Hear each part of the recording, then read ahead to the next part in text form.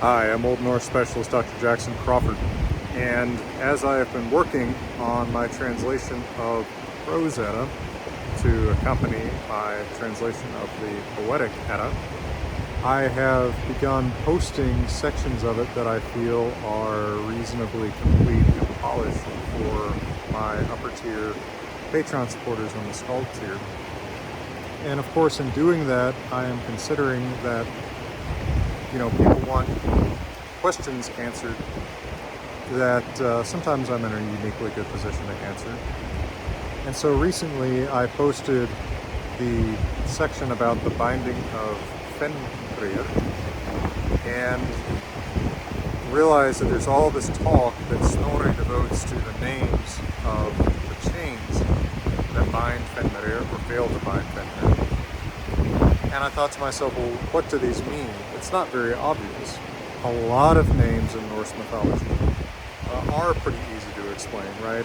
Even the names of a lot of the gods, you can usually kind of tell what word it comes from. Names come from something, right? They at least originally mean something, even if people don't remember what. And it's kind of odd that the names of the chains really weren't that way. So I've done a little bit of digging around, and I think I have some proposals for you. So by the time that these manuscripts are produced, the long ash vowel and the long ö vowel have merged, so they're both written the same way. So if there's an unfamiliar word that's written with either one, it's actually pretty hard to tell which one is the original. So there's a chain whose name is Ladingr or Löðingr. This is the first chain the gods try to put on Fenrir. And I think potentially it's originally supposed to be Löðingr, and this could then be cognate with German Luda, so bait for hunting. Kind of makes sense in context, right? This is the one that is baiting Fenrir into having the confidence to break the later ones, right? And the final one is actually going to bind him. So this would then be an old root that has to do with luring or enticement or baiting animals especially.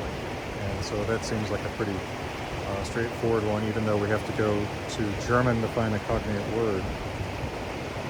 The second chain is named Drome.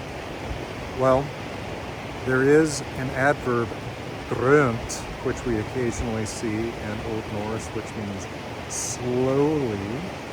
And according to Ivar Olsen in his Dictionary of Norwegian Dialects that he compiled in the mid-19th century, at least at the time, in Hallingdal, there were some cognate words. Druma, be hesitant. Drum, late person. Drumagung, slow walk. So this looks like it may be an old root that means slow. The slower could potentially be what we're looking at in something like Dromi, right? The thing that's slowing him down. So we've lured him with the first one, lured him into being confident in his strength, baited him.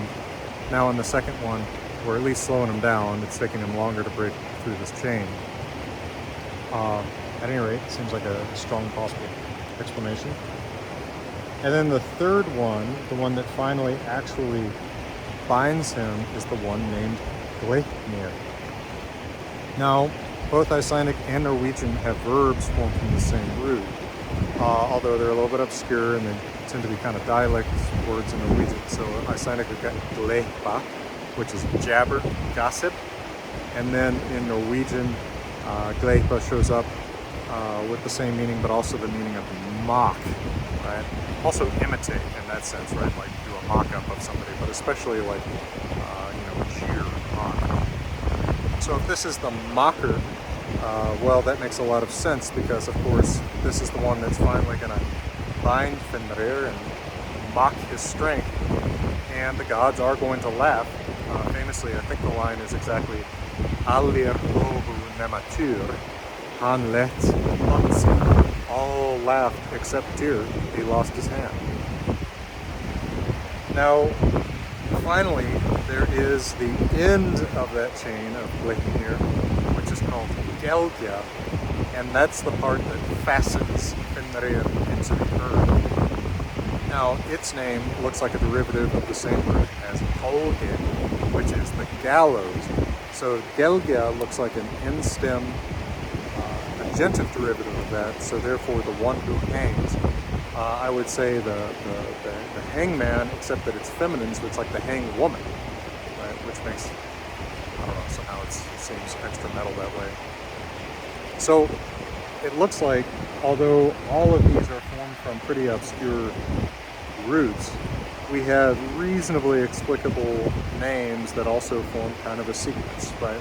We've got the lure, we've got the one that slows him down, we've got the one that finally mocks him, and that's the one that's attached into the ground by the hanging woman.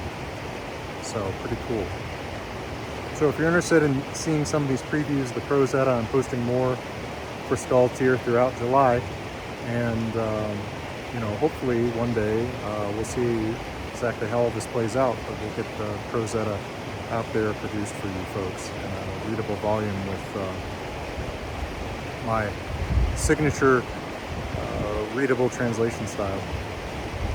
Well, for now, thank you so much to those of you on Patreon supporting this work, especially you patient Skulltier supporters who have been supporting this translation work for so long. Thanks to those of you buying my books, including the second edition revised of the Poetic Edda, and from beautiful Colorado, I'm wishing you